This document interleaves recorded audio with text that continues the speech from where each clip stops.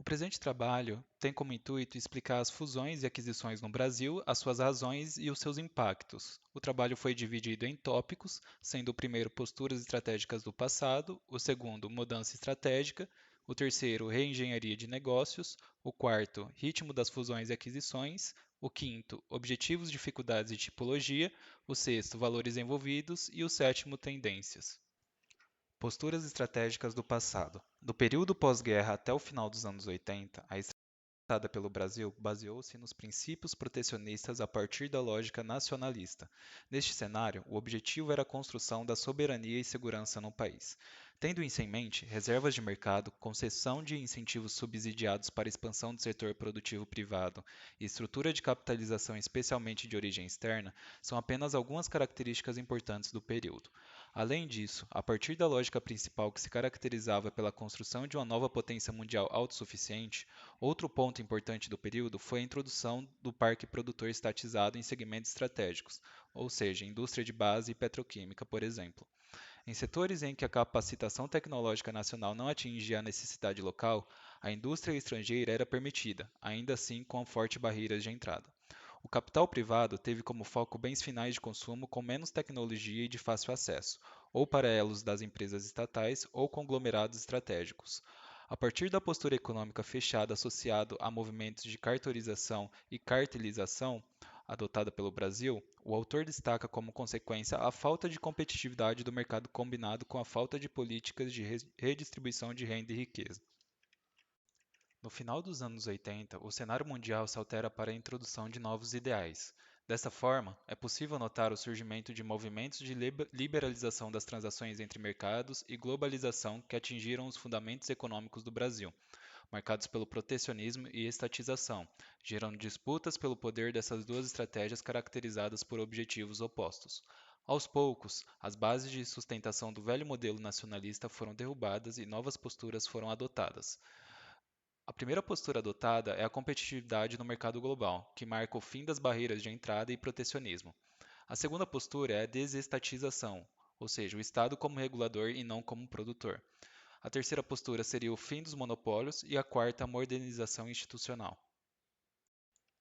Reengenharia de negócios. Nessa nova estratégia abordada, o ciclo de reengenharia do negócio aparece com mudanças constantes nas estruturas de competição dos mercados. A partir disso, as aquisições e fusões se destacam como reengenharia adotada. Desse modo, a partir da década de 90, novas posturas estratégicas da economia nacional intensificaram o movimento de fusões e aquisições no país, que já existiam, mas apenas nos anos 90 passaram a ser adotados em larga escala. As razões para esses novos ciclos são a globalização de mercados reais, intensificação dos fluxos mundiais de investimentos estrangeiros diretos, redução dos mecanismos tradicionais de proteção, remoção de barreiras, privatizações e processos sucessórios em empresas familiares. No quadro a seguir, podemos ver algumas tipologias de fusões, aquisições e associações. A primeira é a aliança, que é a associação entre duas ou mais empresas que empenham recursos comuns para juntamente desenvolverem uma nova atividade. Uma joint venture literalmente significa união de risco, associação de empresas para o desenvolvimento e execução de projetos específicos sem caracterizar sociedade ou nova companhia. Consórcio, grupo de empresas formadas para aquisição de outra empresa, execução de uma obra ou financiamento de um projeto de grande envergadura. Um contrato de longa duração, que é um acordo, um pacto ou uma convenção entre empresas para a execução de atividade comum. Uma fusão, que é uma união de duas ou mais companhias que formam uma única empresa, geralmente sob controle administrativo da maior ou mais próxima, e aquisição, que é a compra de controle acionário de uma empresa por outra. No Brasil, o ritmo das fusões e aquisições durante a década de 90 foi fortemente impactado por condições permanentes, mudanças estruturais, movimentos internos e efeitos contágio de ajustes em outras economias emergentes. No entanto, o número de transações ainda cresceu ao ritmo médio, totalizando 2.783 transações nessa década, com uma média anual de 278. Durante esse período, ocorreram quatro momentos diferentes que influenciaram o ritmo de transações. De 1990 até 1992, houve definição de uma estratégia de inserção global, ocorrência das primeiras privatizações, boas oportunidades de negócios em vários setores, abertura de novos espaços empresariais nas áreas que até então eram ocupadas pelo Estado empresário, número crescente de transações de fusões e aquisições. De 93 a 94, houve ampliação do risco Brasil, inflação alta, instabilidade econômica, revisão dos princípios estratégicos, efeito contágio da crise do México e ritmo de transações diminuiu. De 95 a 97, houve então um plano real, com a estabilização da moeda, estratégia nacional com a clareza e determinação, um risco Brasil menor, perspectivas favoráveis, implementação de um amplo programa de privatizações, altas taxas de crescimento do PIB, humores externos em relação ao país mais favoráveis, aumento da participação do capital estrangeiro nas fusões e aquisições e um crescimento intenso do ciclo de fusões e aquisições no país. De 98 a 99, houve efeitos contágio da Ásia e Rússia, redução do ritmo de crescimento e as margens operacionais das empresas, baixas taxas de retorno dos investimentos, ampliação do risco cambial, novos contornos de risco políticos, privatizações em ritmo lento e número de fusões e aquisições elas caíram. Esse movimento histórico em ritmo anual médio acumulado ascendente estendeu-se a praticamente todos os setores da economia brasileira. No entanto, 5 setores lideraram o ranking nacional das fusões e aquisições, todos com mais de 200 transações ao longo da década, mas também, em seguida, observa-se outros 4 setores em que o número de transações também foi bem expressivo, com mais de 100 durante o período. O primeiro é o setor de química, farmacêutica e petroquímica. Em segundo lugar, vem os alimentos, bebidas e fumos, e em terceiro, instituições financeiras. Nos demais setores da economia, o número de transações, embora também expressivos em termos absolutos, caiu em termos relativos. Nos 9 primeiros setores do ranking, está representado 65% do total de transações. Da 10ª colocação até a 21ª está representado o restante. Ademais, cabe ainda notar que o crescimento do número de transações no Brasil foi acompanhado por um crescimento paralelo do capital estrangeiro. Das 2.783 transações do período de 90 a 99, 1.319 tiveram participação estrangeira, representando 47,4% do total. Essa taxa ampliou-se seguidamente, iniciando-se por volta de 30% em 90 até ultrapassar 70% em 99. A média anual das participações foi superada a partir de 96. Os motivos podem ter sido a maior confiança externa na estabilidade econômico-política do país em 99 e a depreciação cambial, o que tornou as empresas brasileiras mais atrativas ao capital estrangeiro. Com relação aos objetivos, dificuldades e tipologia, podemos concentrar os objetivos das empresas envolvidas no processo de fusões e aquisições no Brasil em 3 propósitos predominantes, pois o número de transações envolvidas com esses propósitos correspondeu a mais de 50% do total, sendo esses: os ganhos de market share, compra de mercado no jargão empresarial, maior amplitude geográfica de atuação e crescimento buscando ampliação de escalas operacionais.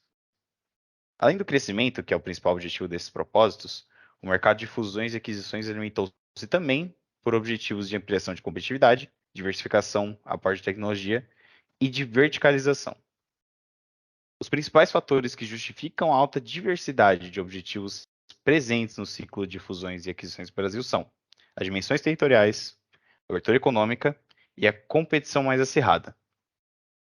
Quanto às dificuldades enfrentadas por essas empresas, as principais são as barreiras de entradas institucionais legais, falta de informações confiáveis sobre as empresas, falta de suporte para análise das empresas, falta de condutores externos do processo, seleção da melhor alternativa, indefinições estratégicas, identidades inconciliáveis, modelos organizacionais incompatíveis, resistências do mercado, incompatibilidades estratégicas e preços excessivos, superavaliação.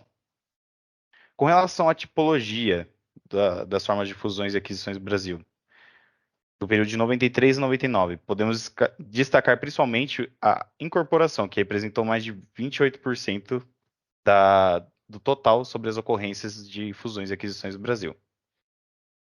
Por fim, com relação às posições no ambiente de negócio, é possível observar alguns valores do mesmo período, também podendo dar destaque, no caso, entre empresas concorrentes. Com relação aos valores envolvidos, nesse tópico, o autor destaca a dificuldade de medição, pois mais de 60% das transações não tiveram valores revelados. Estima-se também que as fusões e aquisições do Brasil teriam movimentado perto de 400 bilhões de reais, tendo como base o valor médio apurado de 143 milhões por transação, tendo em vista 941 transações identificadas.